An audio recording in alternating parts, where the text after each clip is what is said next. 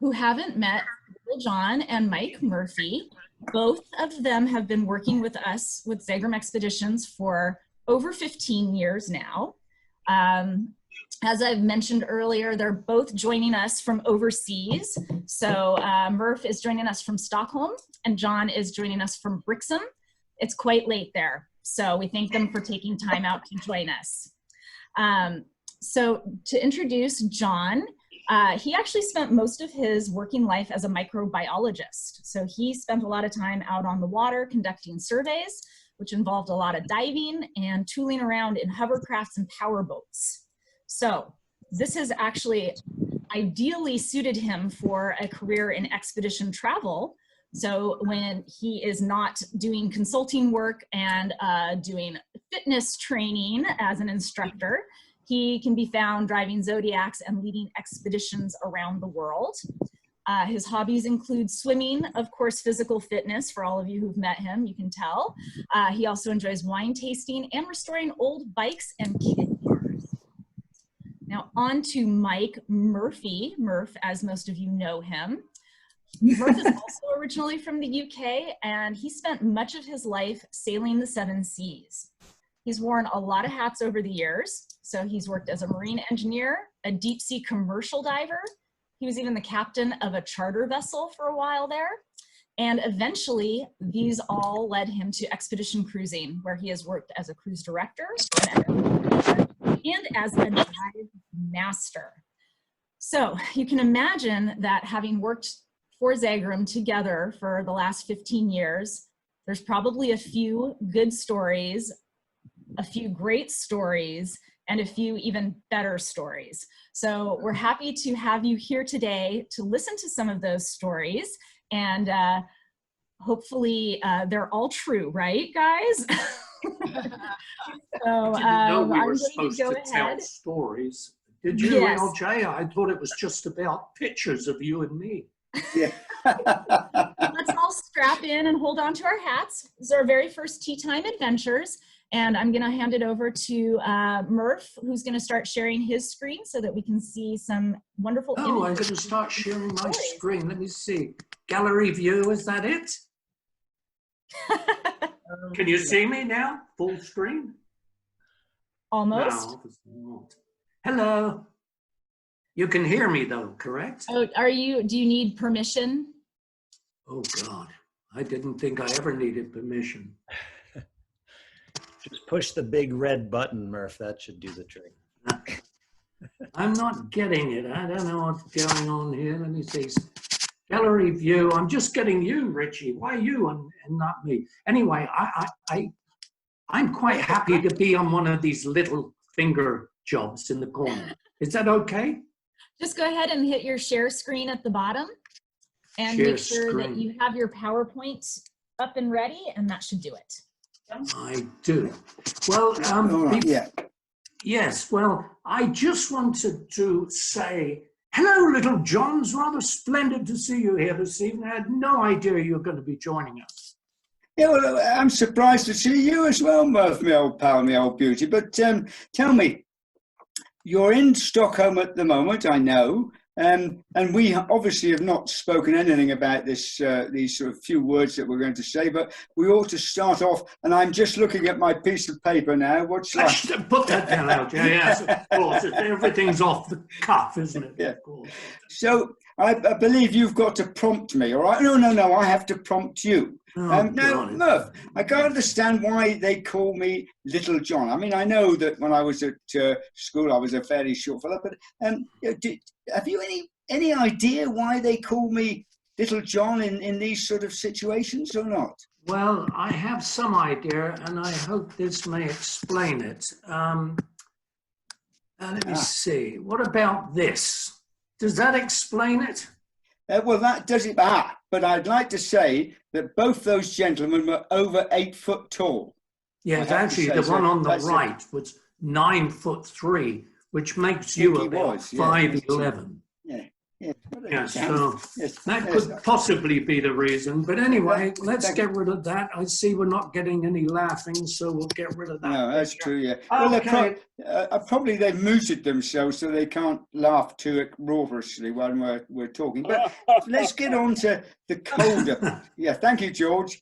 Let's get Yeah. on to the colder places now. Now, do you remember Antarctica? And remember that time you and I were down there? You've been down there dozens of times. I've been down there sort of probably half a dozen or a dozen times. But we were down in Deception Island. And this, folks, is where you go inside the island. Hello, I think he's gone off, hasn't he? Sort of onslaught at Bailey's Head. So we were landing at Bailey's Head to see the chinstrap penguins. Always rough there, very steep beach. You reverse into the beach, 4 people catch you, your passengers get out, and then off you go. And then obviously reverse when you're loading up. So anyway, I'm in there doing the business, so is Murph. And I go back in and I'm sort of waiting for my passengers. They get in, 6 passengers. I'm pushed out by the boys, and they must have pushed me out into a wave, because then I hit this wave, and when I turn round, there's 6 sort of fairly startled, damp passengers in the boat, but also 3 even more surprised chinstrap penguins. And they're looking around, jumping around, trying to get out, and all this sort of business. People wanted to take photos, so we took a few photos, and then I picked them up to throw them out. And actually, they're not like a chicken. They're really solid, a bit like your bicep, I should think, Murph. Thank you very much. Well, perhaps not. Anyway, we picked these chickens up and threw them over the side, these penguins, and they went over pretty easily. And then we went out to the ship and all this sort of business. And Murph and I, at the end of the day, were chatting. And I said to Murph, you'll never guess what happened to me. I had 3 penguins in my boat. That's got to be a world record. I said, what did you do? And what did you say, Murph? Well, I thought actually I was pushed out earlier on in the day, and I got 2 penguins in, and I was boasting to everyone that this got to be a record. I don't know anyone else. Richie, have you ever had a penguin in your boat, or George? No, because never sure have. have. No, well, there you go. So anyway, you can get off now, Rich. Get off now. Sorry, this is our show. Only one at a time. So I get these 2 penguins in the boat, and I've got 6 guests in there because it was rough. And I managed to kind of fluff one out. It jumps up on the bell box, jumps over the side. But the second one just didn't want to get out. And it was flapping around. So I grabbed it. But unfortunately, I learned a lesson. I grabbed it at the wrong end. I had the head end. And as I lifted it up, its little flipper started flapping. And of course, its little tummy was upset. And out squirted the guano. Well, I was trying to hold this, and it was like a submachine gun. And I don't think there was one of them that wasn't coated in guano in the boat. So finally, I managed to wring its neck, break its neck, and throw it over the side. But it's the only way to do it these days. Anyway. Yes, well, there you go. Yeah, well done, Mo. But there's still other things that went on with you, I think, down in Antarctica. I think it might have been a different trip we were on.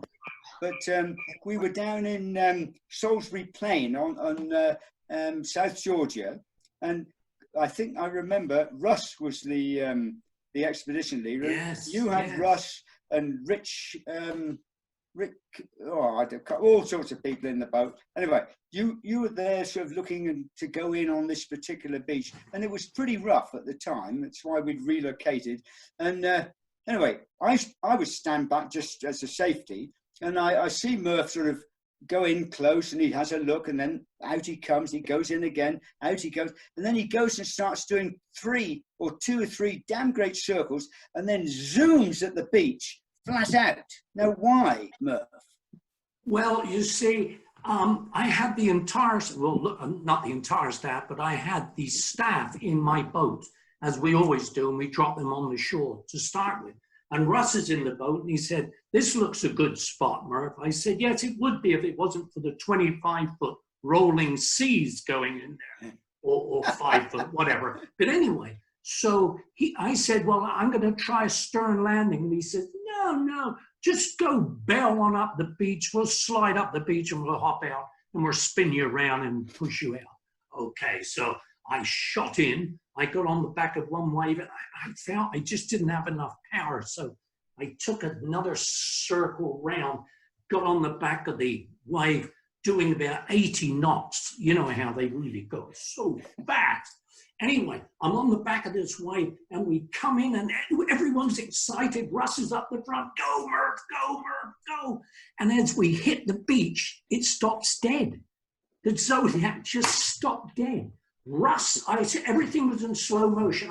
I was moving forward like this and I hit my face on the bow box like that. And all I could see was Russ doing a double somersault over the bow. And Pete and Shirley were in it. They went over the side too. And I think I was the only one left in.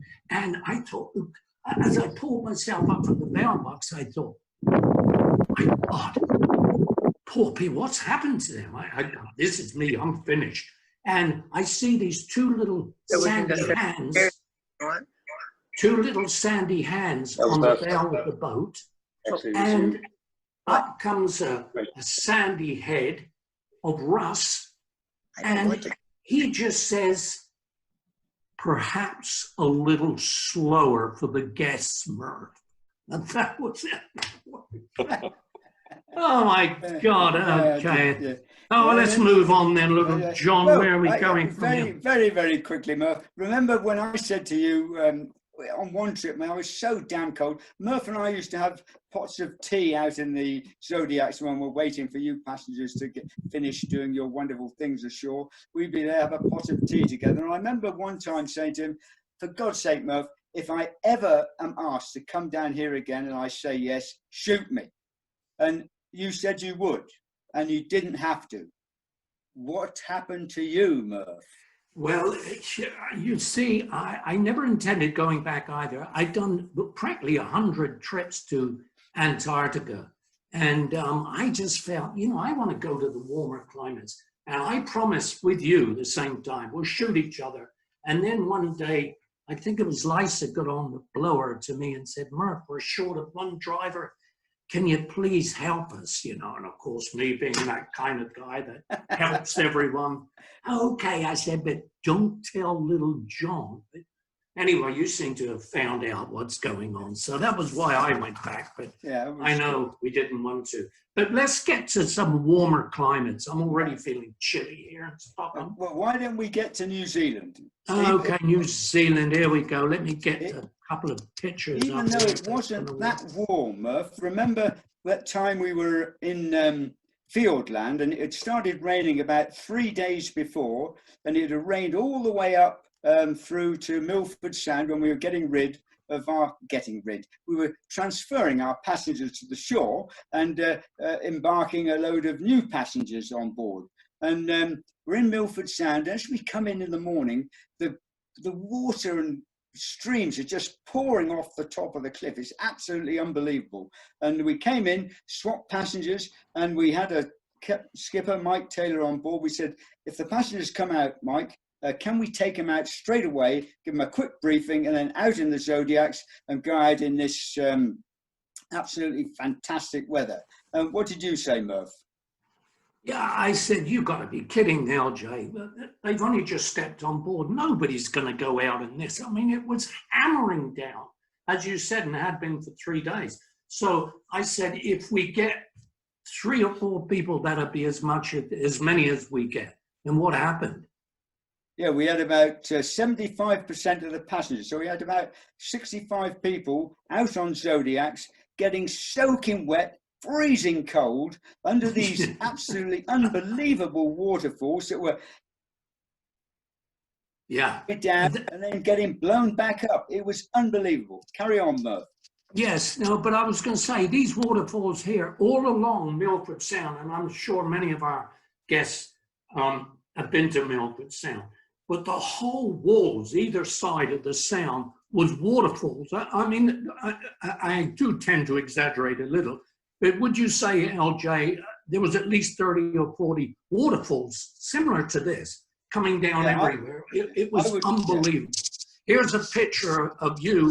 Little John tends to be a little adventurous on some of his driving, and he's been told off several times. This is one of them when I took this picture. There we go. LJ, someone screamed out, LJ, aren't we going a little over the top on this? You see Yeah, the we got blown Zodiac? back up, Murph. Sorry? We got blown back up. It was okay. You did get blown back. I don't think you lost anyone. It was amazing. But here's a picture. Look, this is what it was like beneath some of these falls. There's little John on the left, Brent Me on the right. That's me with my little blue hat. Yes, it is. Yeah. There was Well, almost no You're going to exaggeration. you're going to get yours, pal. Just wait to what's coming. But anyway, here we are, and you can see this. I mean, it was unbelievable. Here's another nice picture of Brent, and that's where it ends as far as a nice one goes for him. But anyway, Nice pants. Look at those pants. yeah, His head looks look a at little those bloody small. pants. And Yes, Shirley. they do. Shirley's there as well. Oh, Yes, wait, yeah. wait. As a That's passenger, me there too. as a passenger who has, I've had the opportunity to have Little John one-on-one in a Zodiac screaming around various harbors around the world. And I was completely unaware that you could side skid a Zodiac until John made a very adventurous, I would say as a retired naval officer, he made a very challenging turn. And I have always appreciated his handling of the Zodiacs. It's been educational. He's absolutely brilliant driver, probably the second best in the world. And of course, I'm not going to remind you who the best is. But let me tell you some of the things that happen. It's not always good landings. In fact, in most trips, we're lucky if we even make, I mean, one bad one. But I remember one time, I'm not quite sure where it was. It could have been somewhere on the Wild Britain trip because I had an Irish priest in my Zodiac. He was sat kind of up towards the front. And again, only had like 6 people in because it was so, conditions were not great, really bouncy. And every now and then, there's the occasional wave you just can't miss. And I hit this wave smack like this. Everyone bounced in the front. And of course, oh my God. And first thing I shouted was, I'm terribly sorry. It's just nothing I could do with that one. Is everyone okay? And the priest that was sat up the front turned around and looked at me. And he had this face like, you know, one of those Muppets where the whole face is collapsed. He said, I'm okay, but I've lost me teeth. And his bloody teeth had shot out. And he had a full set of dentures. And I said, oh my God, where are they? So I kind of went up another wave so that the water would rush back. And there I found them in the stern of the boat, both sets, not joined together like you think, but both sets were there. So I picked him up, I brushed him off, spat on him and brushed him off and gave him back to him. And he was happy as a little piggy.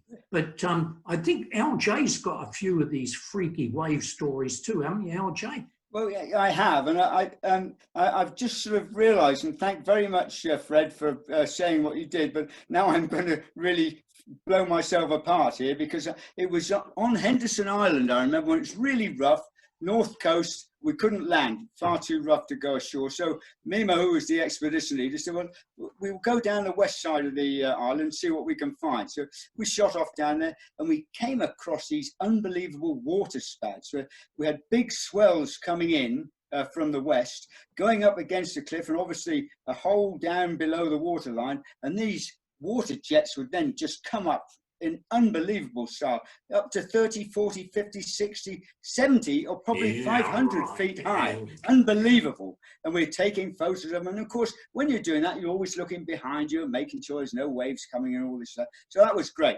And it went off absolutely swimmingly. So I went back to the ship and we'd taken everybody down there. And then just at the last moment, 3 people said, oh, we haven't been, can I go? So I said, yeah, come on, we'll go down.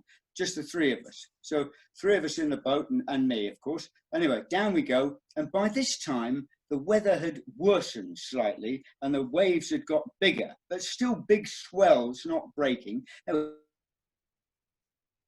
Hello. these swells coming in, and I see this big swell coming in now, biggest one I've seen. And I said, keep your eye on this one. This is going to be absolutely fantastic. And we kept an eye on it, and I kept my eye on it, which is totally wrong. And this thing went in unbelievably high. And I was, oh, this is absolutely fantastic. You know, now I turned around and I seen the wave had come in, bashed against the cliff, and then reflexed out and had hit the next swell coming in. And of course, when things hit swells when they're coming in, this swell got over like this, and then it started breaking over the top. So I'm thinking, yeah, yeah. And I got the boat in, ripped the thing up the side of the swell, just got over the top. And I turned and I said, God, thank goodness for that, it was okay. And I looked at, there were only 2 people in the Zodiac, and one of these guys had flipped out. And I'm looking at, there he is. So we zoomed over across him, looked up, there's another wave coming in then.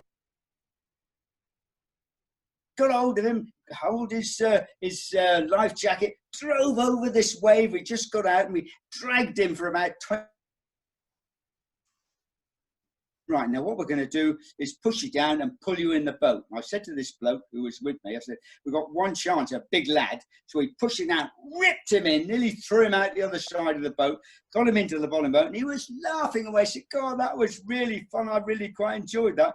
I said, well, I've nearly died of a bloody heart attack. I said, so let's just get back to the ship and have a brandy, which we did. Anyway, that's me, Murph. And Well, now I think you should carry on. Sorry, go ahead. Do carry on. Now, I was going to say, go. I remember the incident rather well. In fact, I picked up his left leg and one of his wrists that you chopped up with the engine. But anyway, he was okay. We stuck him back together. Yes, but... wait, gentlemen. I would like to poll the other passengers who are on this call, because I believe, and I've done landings with you guys everywhere from Japan all the way to the rustic England and all that. I think the most challenging, not non-landing, but return is when you're coming out of Pitcairn. Exactly. We'll get to that, Fred. We'll get to that. We've got good stories on Pitcairn. But one of the things I wanted to say is it's not always rough seas. In fact, one day we were in really calm conditions, and we were on the Clipper Odyssey. Everyone remembers Zegrahm's had it under contract for 5 years with the Adventure. And we were the first ship back into the Indian Ocean after the piracy. So in order to allow us to get back in, we had to have the whole stern deck. Sandy, I think you may have been on this one. The whole stern deck covered in razor wire. And we had these 4 ex-British Marine commandos on search for 24 hours a day with ammunitions on board that you could not believe. They had night scopes and all kinds of stuff. But anyway, these guys, they were like in their late 20s, buff, good-looking guys, really big, muscular, and they had to work out 3.5 hours a day when they weren't on duty. Upstairs on the top deck. Yeah, you remember that. You see, you know what I'm coming to. So there they were. At lunchtime, they decided that was the best time to work out. So one day, little John and I are down, we're having lunch, and all of a sudden we see everybody seems to, well, all the ladies seem to be moving out the cafeteria. And I said to the little John, where are they all going? And someone on the next table got up, and I said, excuse me, is there something going on? Oh, no, we just decided it's a day at sea. We'd get some exercise and walk around the deck. Well, let me tell you, when we got upstairs, little John and I followed them up. There was 40, at least 40 women decided for the first time since they've ever been cruising, to walk around the deck. And as they came past these 4 guys pushing weights with all this buff, bronze, oily look, they kind of started concertining up because the front one was going too slow. And I remember little John. Do you remember this, LJ? I've never seen him so mad. And after they walked round, he went over to these guys and he said, look, mate, you guys might think you're tough, but let me tell you something. These women on board are our chicks, so don't mess with them. Next time you do your exercise, you do it at midnight. That's how tough little John is. And I tell you, they just back down straight away. Yeah. Yeah. Do you remember, Murph, we actually went up and joined them and did about a third of their workout, and we couldn't walk for 4 days afterwards. No need to go that far, John. That's just But let us get on, Murph, because we're now, we've got about 5 dragging stories behind to them. tell. Dragging behind. Okay, So, carry on. Carry on, little John. You keep breaking up, I think. Yeah. I'm sorry. Well, if I'm no good, tell me to shut up and you carry on. If you like. Yes, okay. Is it all right? Yes, you're okay. You're We're on the Line Islands now, from Hawaii down to Tahiti. Down there called Caroline Island, and there's several islets there. But the one we wanted to land on was the main island, where they did some copra growing and guano mining and all this sort of stuff. And there was a bit of old buildings there that we wanted to go and see. And also they had, and here we go, Brent, they had sooty terns and greater frigate birds there. So we went down. He's showing off now. He's showing off. I've actually my report and wrote it down just before I came on, Murph. Anyway, we went down there to look at these things, and Murph and I went down there, one zodiac each. See what the landing's like, and I'll stand off, and then you come off. So Murph went in there, and obviously, what actually happened then, Murph? Remember, there were 2 reefs that you had to get in between. Yes, it's only you and I could have ever got in there, LJ. You know that no one else would have made it. But anyway, I came in on the wave. I did the same kind of thing on the back of the wave. And of course, this was before that incident in Antarctica with the boat stopping dead. And I thought, I'm going to zoom up this beach. And, you know, when you've been at sea for a long time, you realize all the waves are not the same. About 1 in every 7 set is gigantic. And I must have just hit the gigantic one, because I shot up the beach. And this time, the viscosity of the sand was like ice. And I shot, I must have, when the water went out, I was left high and dry 50 meters up the beach. And I thought, oh my God. And I saw you laughing like crazy. And I got on the radio. I said, what are you laughing at? We got to get back. How am I going to get back in? You said, never mind, I'll help you. Carry on, LJ. What kind of help did you give me? Well, I came in on the back of a much smaller wave, having been much more sensible. And anyway, I got washed up at the beach, only about, so I parked the boat, jumped out and ran up to see Murph. And with the both of us, I mean, everybody who's driven a Zodiac knows how damned heavy these things are. And anyway, we managed to turn it round, so bow facing, and then on either side of it, we've got 1, 2, 3. So it's a meter tug each time. So we're absolutely exhausted by the time we get it down to the water's edge. And about 5 meters from the water's edge, we sort of lie on top of it and think, oh my, over. And we look over, and there's my boat drifting out towards one of these coral reefs. So we think, my God, what do we do? Do we swim out after LJ? The water as fast as we could, and we zoomed out, managed to get our boat before anything. LJ here. See if the captain of the ship could have seen what we'd done, but we dodged him and he didn't know. So at least we got away with that, Murph. But we got the passengers ashore. They had a great time. Moving on. Yeah, moving on. I think we left 1 or 2 there, but anyway, I'm going to go to our next slide, LJ, because this is rather interesting. If everyone can see this.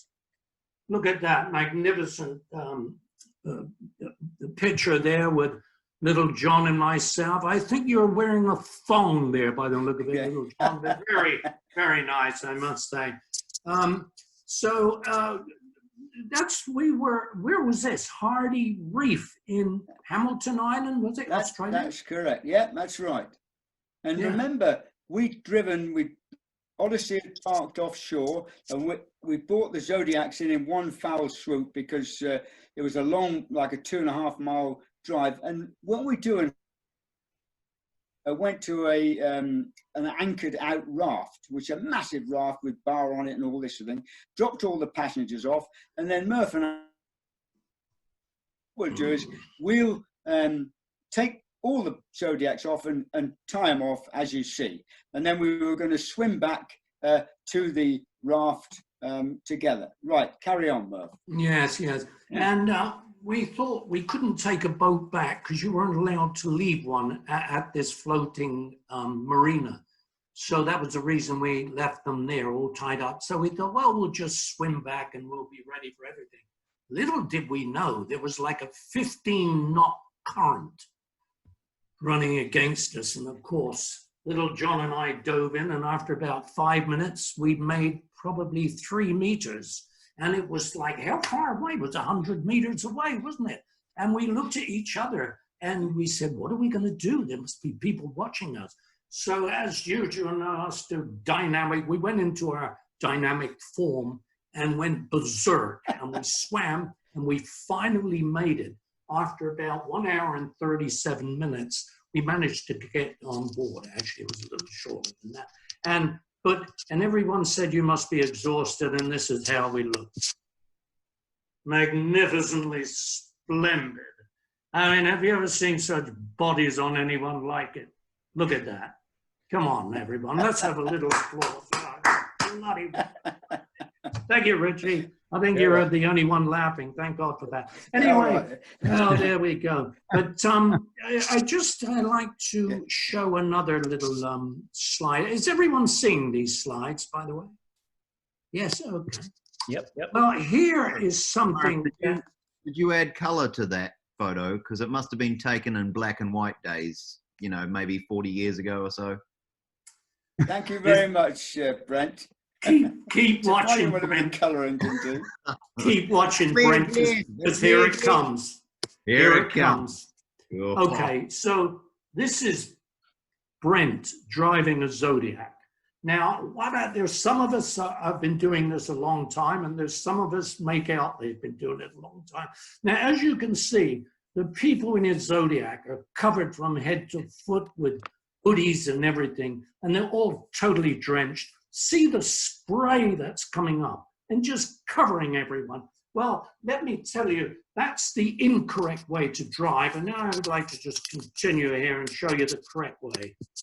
Now, here's little John in exactly the same conditions. But no, go back. And there you see, now, no one's wet. They took all their gear off. And you see the difference, Brent. I hope you're making notes on this, because this is the way a real driver should be. Well done, little John. There was someone in my Zodiac waving. I suspect she was waving for help, was she? Probably. Oh, my God. Anyway, so let me see. I seem to have lost the old... Where are we going from here, little John? Hurry, I seem to this 7th gin and tonic has seemed to have knocked everything out of me. I'm beginning to lose it. Carry on. It's over to you, little John. Right. Well, it was actually, Murph, I think you would probably prefer to talk about it, but do you remember the wall of shame that was on the Clipper Adventure? We used to go down and get onto the Zodiacs from these side gates, and obviously all the passengers did as well. But you may not have noticed, but there was a wall with all these broken propellers and broken rudders and goodness knows what, all from outboards, used to have the names underneath them. Now, Murph, did you have your name up there or not? No, my name was not there, but I can tell you whose name was there, but maybe I shouldn't. But actually, on one of the walls was a whole bottom half of an outboard engine, the whole shaft, everything completely broken off. And what they would do is they mount them on this wooden plaque, and they used to put the date and the name of the driver on. But the last time we were on there, I think they kind enough to take not ours, but other people's names off, you know, because, Richie, have you ever broken a prop? No, not that I've admitted to anyway. Well, You obviously haven't driven this is enough. what the problem. This is the problem, though. See, what we've got to do, if you haven't actually had a broken propeller, you have not taken people into the areas they should have been. Would you agree with that, Murph? I would most certainly. Can't you hear me? You should ask Shirley about this. Shirley has a few comments on broken propellers, don't you, Shirls? I was just thinking about going and getting into one because the crew presented it to me. My first driving in New Zealand, and yeah, my first time out, I hit a rock that wasn't supposed to be there. None of them are ever supposed to be there, you know. None of them. Everybody else was zooming across in this bay. Nobody hit any ones, but I hit the one. And yeah, at the end of the cruise, the crew. The bosun, he presented this one. Paul, I think Paul's just got it. I still have it on my bookshelf at home. Here it is. Oh, God. Have you got it there? Oh, she has. Well done, Cheryl. Fantastic, mate. Bloody wonderful. Oh, God. So, listen, let's moving on. Here we go. One of our funny stories, or at least you and I thought it was funny. I know Lynn Craig didn't find it funny, but was the artifacts in the Azmat. We were doing a Papua New Guinea trip. Again, I'm not sure which ship it was on, but anyway, we'd done some stops in these remote villages around the Azmat. And people had bought all these wonderful carvings, some of them 100 years old, 200 years old, and brought them back to the ship. And we waited till the ship, till we got into Port Moresby, where everyone disembarked. And what they had to do was get these artifacts onto the dock, and then they were sent off to a shop that would box them up and send them to everyone's address throughout the USA or wherever they were. This was in the day. Now, I believe some of the seamen actually box them up and you can take them with you. But these are the days they couldn't. And Lynn said to little John and myself, I want you two to look after these artifacts, you know, make sure they get to the dock safely. I'll be giving you a hand. So anyway, little John and I managed to get 2 of these artifacts down onto the dockside. And what they were these long war canoes. I mean, they were 5, 6 feet long, and I'm not exaggerating. And each of them had like 12 warriors holding paddles and, you know, in unison, of course, as they do. And LJ had managed to get 2 of them onto the dock. Well, Lynn and I, are you listening, Lynn? I think she is somewhere, but never mind. Anyway.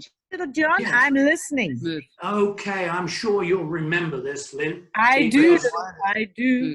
Yes, she was helping me come down the down through the decks, down the staircase, and just as we were getting to the bottom deck, we hear a crack, and I felt there was some give in this canoe. But carry on, we better carry on. So we get down and we get onto the gangway and we're sort of trying to hold it up, and all of a sudden a larger crack, and this thing fell in half, and for some reason it didn't fall on the gangway, it fell over the side. And of course, what did it fall on but the other 2 bloody canoes that were sat on the dockside?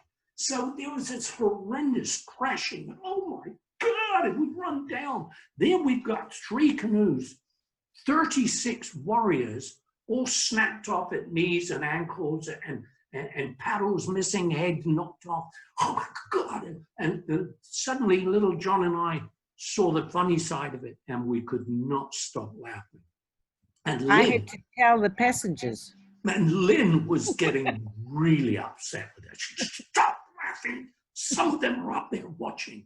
And the more you told us that, the more we were looking down, our shoulders were shaking. We couldn't stop laughing. So anyway, we managed to get some super glue that you got from the office. And there we were sat on the dockside trying to put heads onto warriors that, and you know, and trying to put these 36 warriors back together on these boats before we sent them off. I've never laughed so much in my life. I'm sorry. I hope there's none of our guests here that one of those canoes belonged to them. But anyway, that was one of funny little story. I'm just looking at my cup of tea here, which seems to be on top of my notes. And Little John, would you like to continue with some more hilarious stories? Murph, are you getting me, or am I still on, or because I keep losing the screen? Am I on? Yes, you are, Little John. Yeah, we have done about 43 minutes because I've been keeping tabs on you. And No, don't worry, just carry on, old chap. Here we go. We're moving up a do bit you faster. I'm going to take you back to the Russian White Sea, and we've got this gentleman on board named Gary, and he was a really nice fellow, and so we said to him, well, we're going ashore tonight. Do you want to come with us? So he said, well, that would be really nice. So Murph and I went ashore in the Zodiac, took him with us, he tied off. And then we met a fellow who'd got a motorbike, and he looked a nice sort of chap. And we asked him in our best Russian where you get the local brew. So he pointed us to this actual lovely wooden sort of bar, and they sold you vodka straight. I would carry on because you can probably remember more about it than me. No, well, it's just that we were drinking with these students, and the next thing, it was time to go back to the ship. So I'm not sure who was carrying who, but there was the three of us staggering back to the ship. And Gary said it was the best night he ever had. I don't know why he would say that. I'm sure he can't even remember it. But anyway, 2 trips later, he comes on the 3rd trip with his wife. We'd never met his wife before. And he sees us, you and me, and he said, oh, hey, LJ Murph, can we have dinner tonight? I've got my wife here with me. He said, fantastic, Gary, that'll be wonderful. So we sit down, we're having dinner, and we start laughing and everything. And I said to Gary, why have you never brought your wife here before? And she said, I'm sorry, what do you say? I said, I'm just asking Gary why he didn't bring his wife on before. She said, what do you mean, Gary? I said, well, Gary. She said, that's not his name. What do you mean it's not his name? She said, it's Clive. Clive?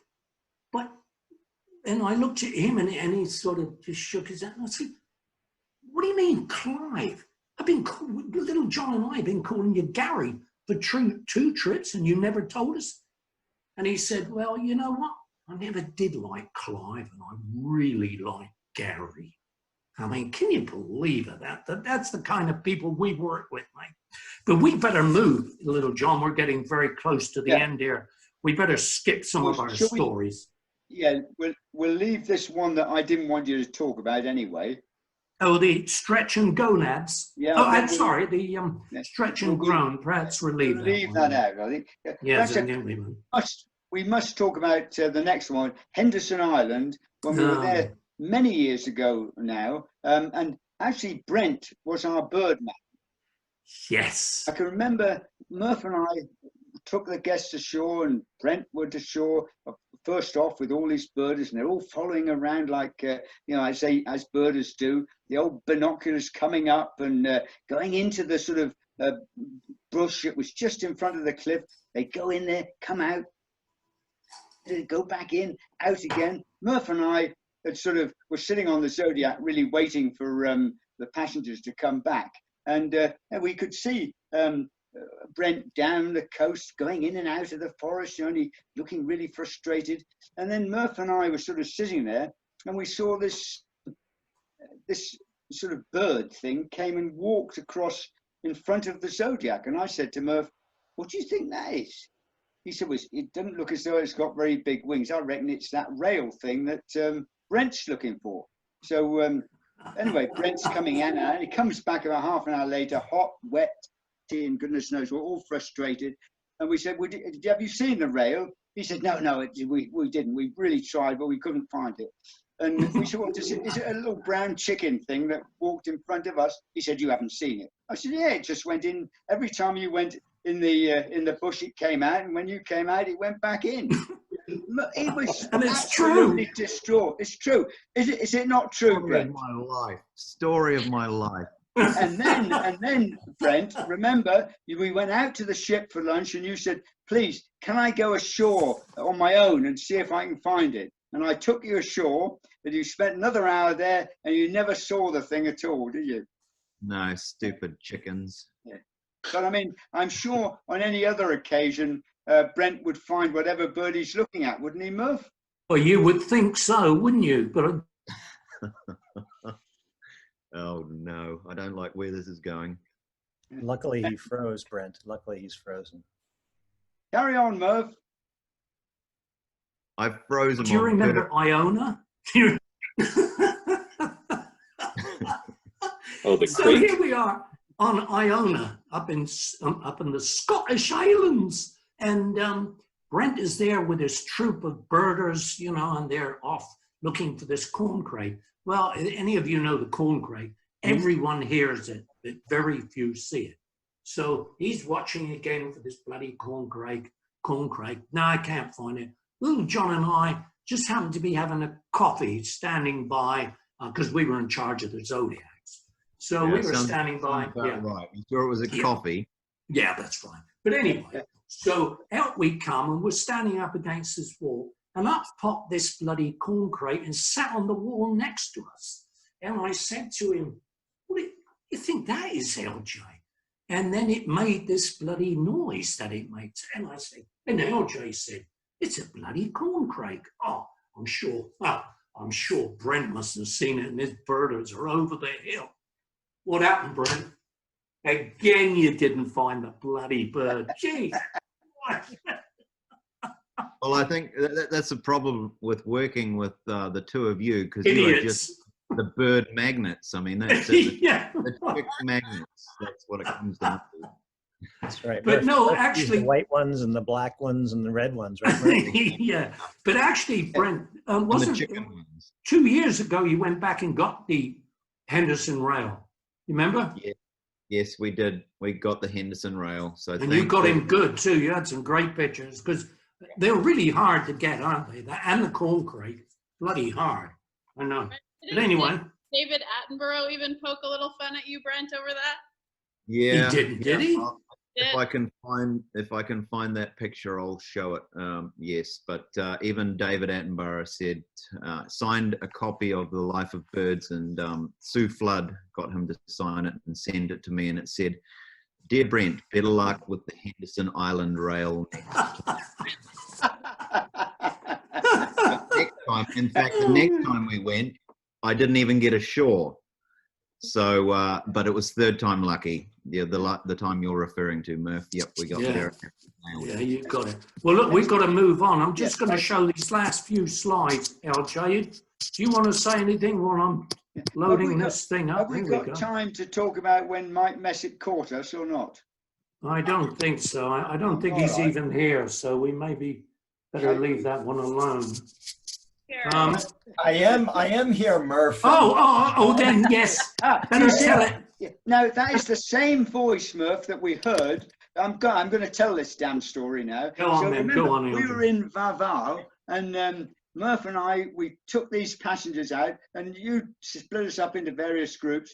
And I said to Murph, when you finish with your group, we'll give us a shout, and we'll meet up in a cafe. I said, but we'll go to a private channel so Mike Messick can't hear us. So anyway, I found this cafe, and I said to Mike, a private channel, Murph. So Murph went down, and I said, well, it's this cafe. We'll go in and we'll have a cup of coffee on the QT.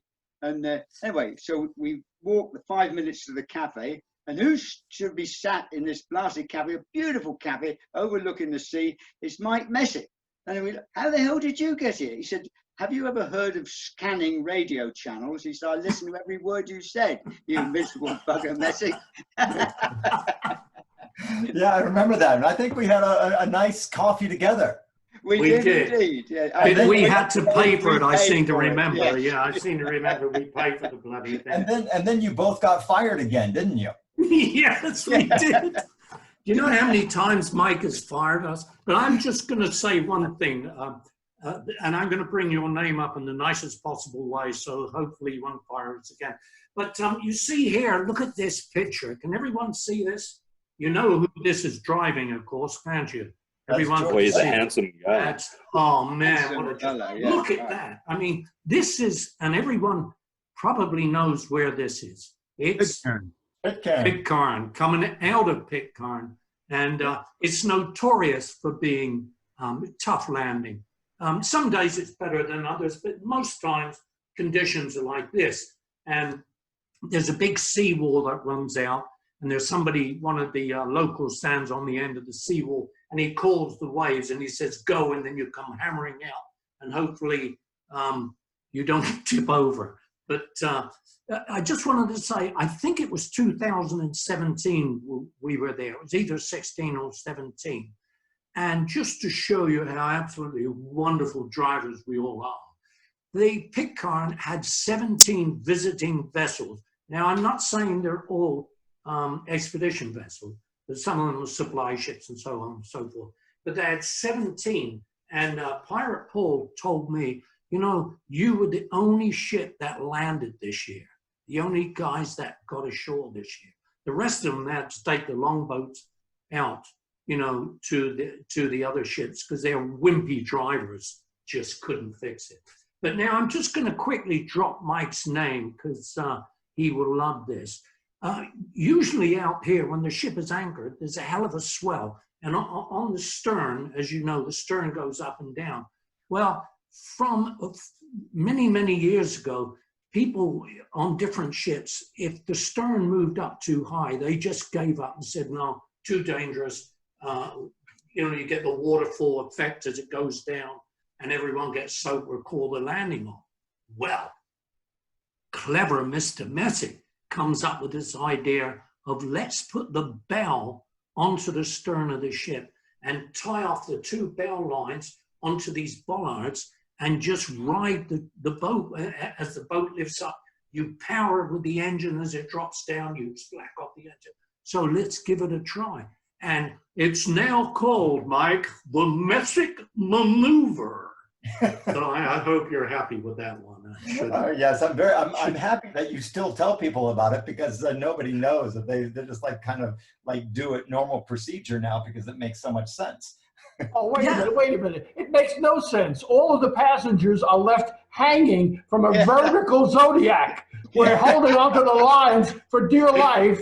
Just you get ashore, don't you? You get ashore, don't you? Oh, and by the way, this picture of George here, I came out of there with Mimo, and we were twice the angle that you show in this picture. Oh, gee. What do you think, George? I find that a little over the top. Anyway, here's some of our friends. Hey, Jack, see you there, pal. Look at Jack. He looks splendid there. Looking, and there's Pirate Paul, Buccaneer Sue, Steve and Olive, Randy, and who's the other brother, Jack? Randy and anyway, the two sons of Steve and Ollie. Yeah. These guys, they love us in those islands. They really do. They love seeing us. But you know what? It's not always the same. Not everyone loves us coming ashore. As you'll see in the next photograph. This is what some people think, oh, holy smoke, where do we go from there?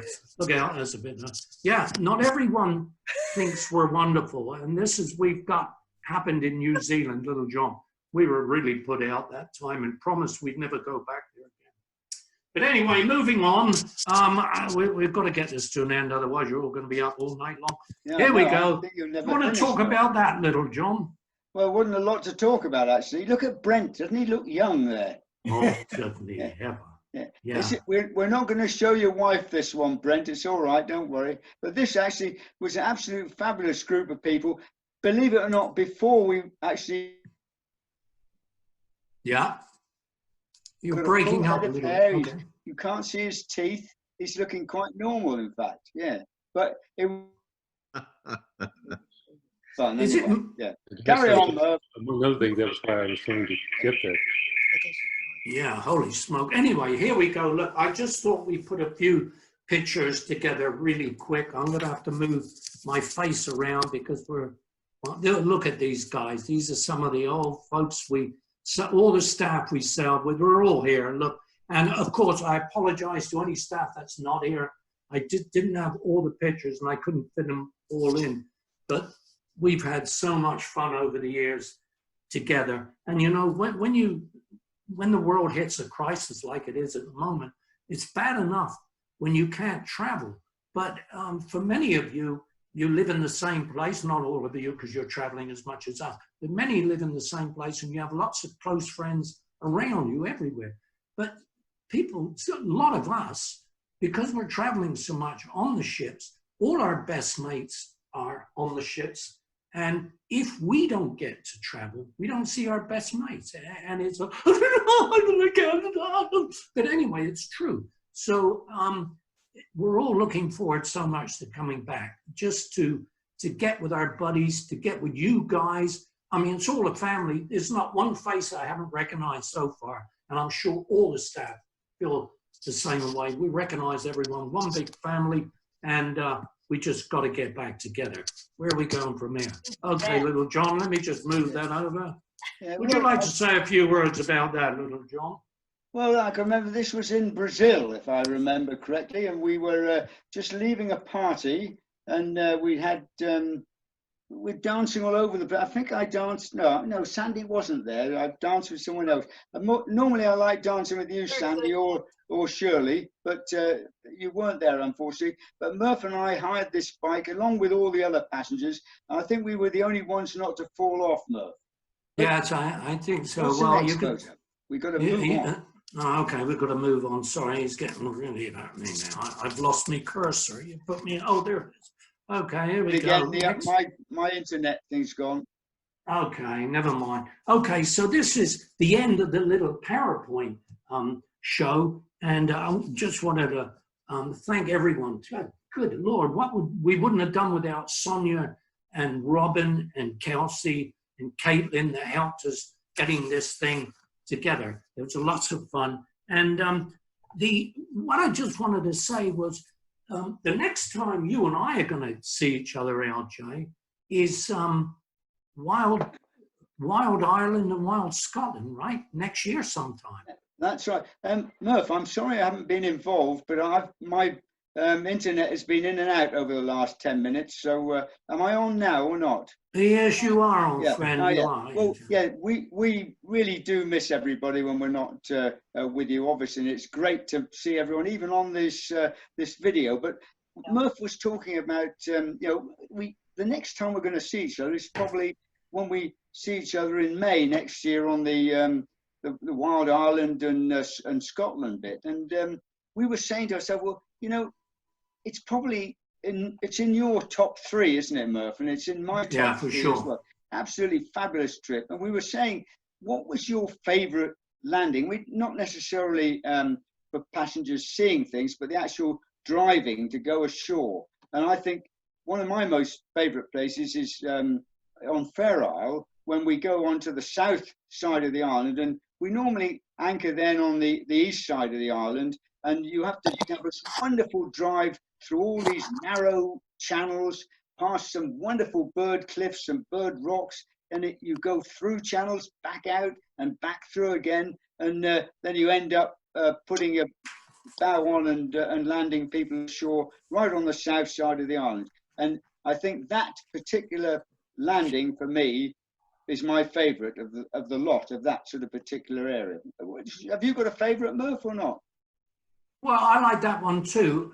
When you first mentioned it, I couldn't really picture where it was, but now I remember there's all these little islets and inlets that you kind of zoom in and out of them and stuff. But to me, Staffa going in Fingal's Cave, that is mind-boggling. I mean, that's wonderful.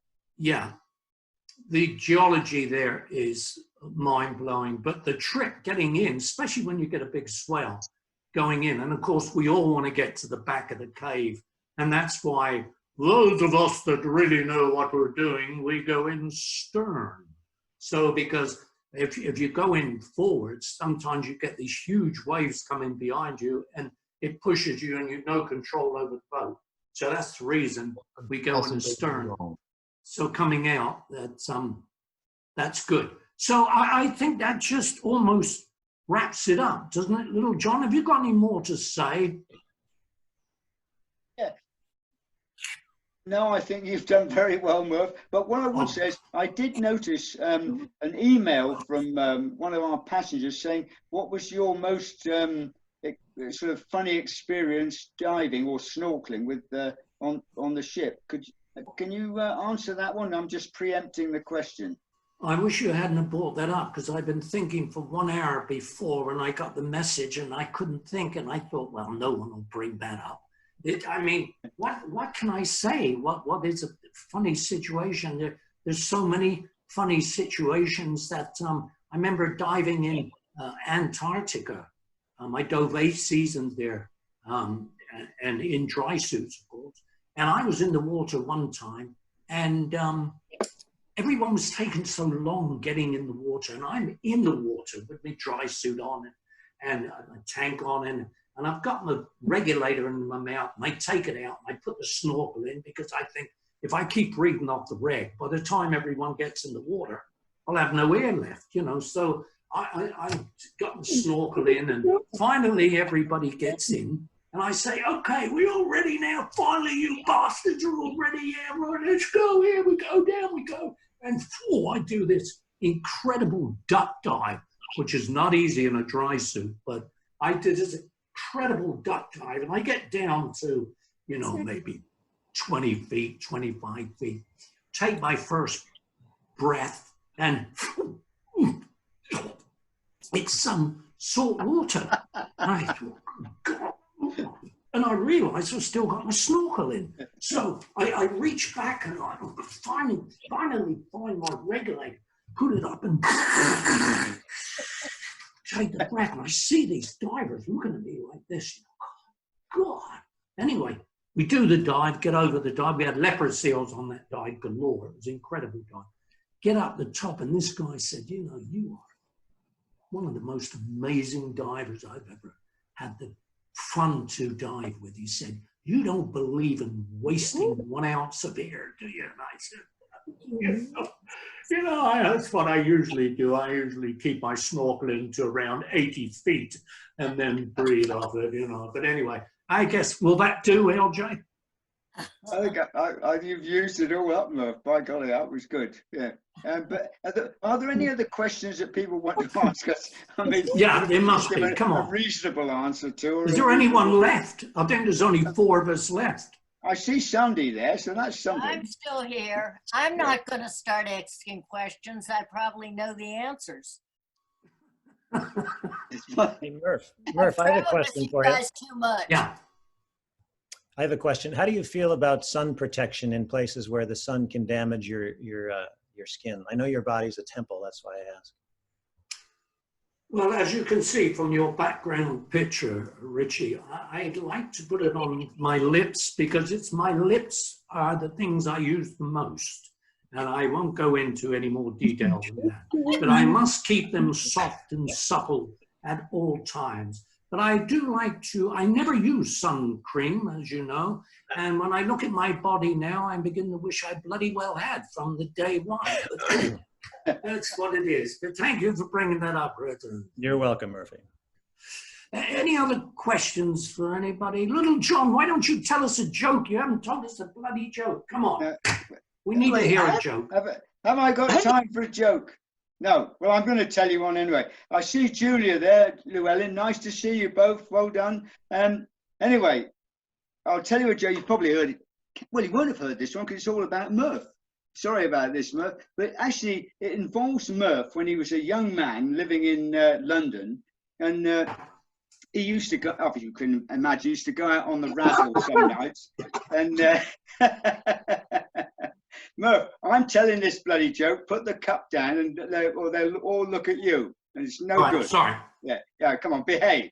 Anyway, So, well, I've forgotten where I was now. Murph's an absolute reprobate. Out on a Saturday night, he's fallen over, he's ripped his trousers, he's got a bit of lipstick on his cheek, as a sort of half bottle of scotch in his top pocket, and his pocket's ripped and goodness knows what. Anyway, he gets onto this train on the underground to sort of go where he's back to his digs, and he slumps down next to this priest. And anyway, Murph pulls out a paper. Where he found it from, I don't know. He's probably under the seat because he'd never buy one himself. Anyway, starts reading the paper, and he sort of, after a couple of minutes, he looks and he turns to the priest and says, he said, do you know what causes arthritis? And the priest looked at him and said, well, it's caused by drinking too much, going with loose women, falling over in the road when you've drunk too much, ripping yourself and looking a total disaster. And Murph said, oh, thank you very much. So he carried on reading the paper.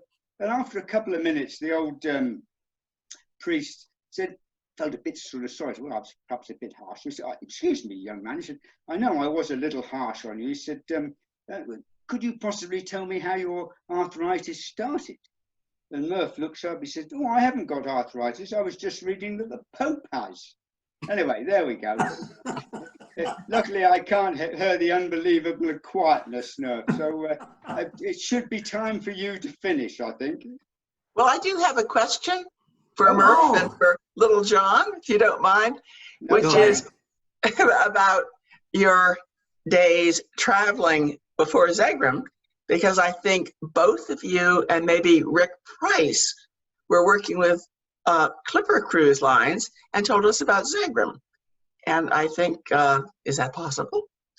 Yes, we did. Both were together. In fact, I have to say to you, when Murph told you about going ashore at Salisbury Plain, I was talking to Rick Price last Friday, because I would phone him up every Friday, because Rick Price, you know, he got paralyzed in his legs. Yeah, well, he's getting back to square one now. But he said, oh, yes, I was one of those that stayed in the Zodiac when everybody else did a forward roll out. So we had fond memories of you, Murph. So, yes, we did all work together. And it's, yeah, absolutely fabulous times. And could you really call it working together, LJ? You know, work being defined by doing something for...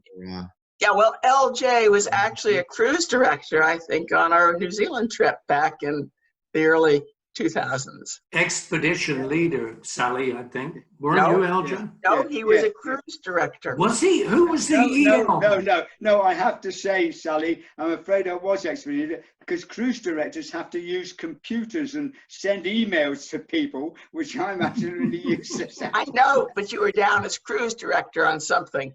Oh, so was I? I'm very, very pleased about that. Oh, well, it was very nice to have you on board. And we've travelled obviously many times together. Yeah. And how is that husband of yours? He's doing pretty well. He's right here. Oh, hi now. I didn't realise you were on a different one. Yeah. Nice to see you. Doing pretty well. I think that was 1999 or 2000. That was when we were first together. Oh, yeah, that would be right. That's correct, yeah. I didn't start into this business till about 1998, and I was still working as a microbiologist then, but realised that I was about to retire, so I ought to sort of get into something more interesting. Well, wonderful. Well, it was good for a lot of us that you did. Thank you very much. Very nice of you to say. Continue to find it interesting. I'm sure I shall. Yeah, this has been a fabulous time. I wonder if I can just probably end. I think it's time we ended this, don't you, Little John? Should I end with the Taurus prayer? Has anyone heard the Taurus prayer? It's anonymously written, actually. Nobody knows who wrote it, but I like to read it. I think it's quite fun. But you can see all of us within this little reading. The Taurus prayer. Heavenly Father, look down on us, your humble, obedient servants, who are doomed to travel this earth, taking photographs, sending Instagram and Facebook messages, and buying souvenirs. We beseech thee, O Lord, to see that our luggage is not lost and our overweight baggage goes unnoticed. Give us this day divine guidance in our selection of hotels and cabins. We pray also that everyone works hard and that our guides speak English. Lead us to good inexpensive restaurants where the wine is included in the price of the meal. Make the locals love us for what we are and not for what we can contribute to their worldly goods. Grant us the strength to visit museums, cathedrals, and palaces, and if we may skip a historic monument to take a nap after lunch, have mercy on us, for our flesh is weak. Dear God, protect our wives from bargains they do not need or cannot afford. Lead them not into temptation, for they know not what they do. And Almighty Father, keep our husbands from looking at foreign women and comparing them to us. Save them from making fools of themselves in nightclubs.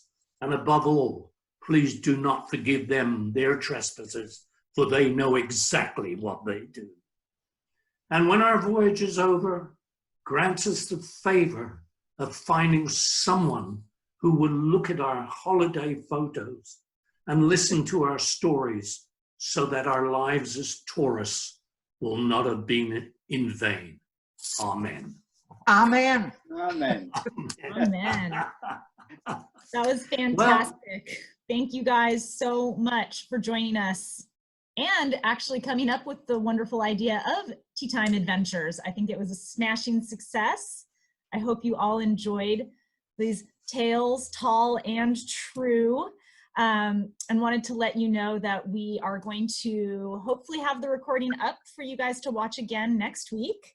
And we actually have another interactive event next week as well. So 2 in a row.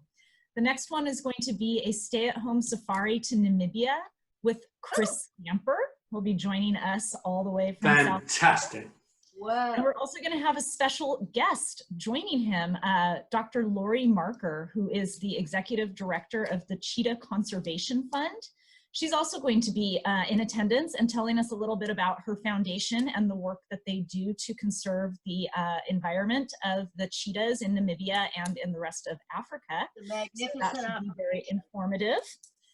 So I'll be sending out details for that a little later today, so keep an eye on your inboxes. Thank you all for joining. I think we answered all of the questions that were posed.